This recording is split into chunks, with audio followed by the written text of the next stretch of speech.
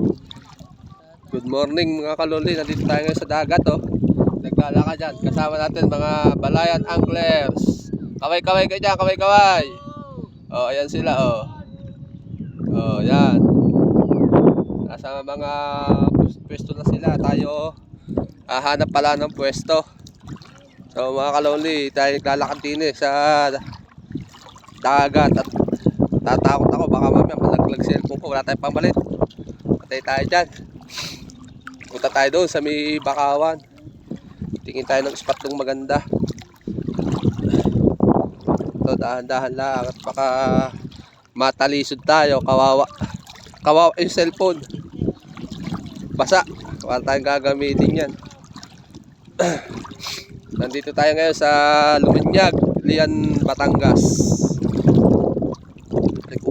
Dapat pasakit.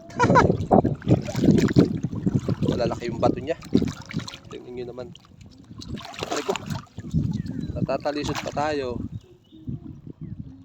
Yo, may kasama tayong bata oh. Yun, nakapulang sombrero. Oh. Yun. At tumain yan.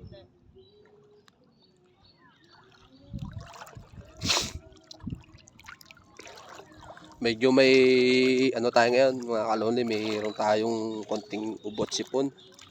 Pero ito, sama tayo sa mga anglers ng Balayan. Tinext nila ako kahapon, sabi nila dadayo daw kami dito sa Luminyag para mamingwit. Ito, may dala ko yung aking fishing rod 1.8, tapos yung aking fishing kit, ayan o, nasa likod may extra fishing rod po tayo dyan, travel fishing rod. Sayang lang, nung ako nagpunta ng Camarines Norte, hindi ko nadala yung aking fishing kit. Sana nakapamiwas tayo doon, nakapangawin tayo. Pasensya na kayo mga kalolit, medyo masama yung aking pakiramdam. May konti tayong kubo sa sipon, kaya medyo hinihingal tayo sa pagsasalita. Tapos ari nga, aking tinatantya yung lalakaran at baka bigla tayong madulas, malaglag yung cellphone sa tubig. Sayang naman, wala pa naman din tayong pamalit.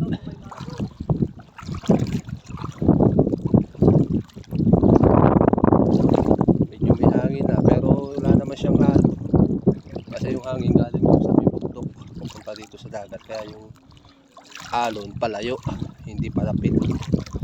Kaya may anlog man, kaunti lang. Oh, ganda na. Kaya ng tubig.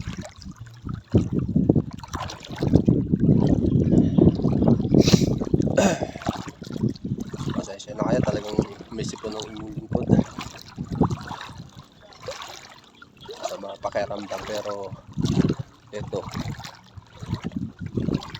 sarap kasi pakiramdam pag nasa ngawin ka na sa makahuli ka na magagandang huli. The best yun. So paano mga kaluli, mamaya na lang uli update ko kayo pag tayo nadoon na sa spot natin. Kahanap pa kasi kami ng spot.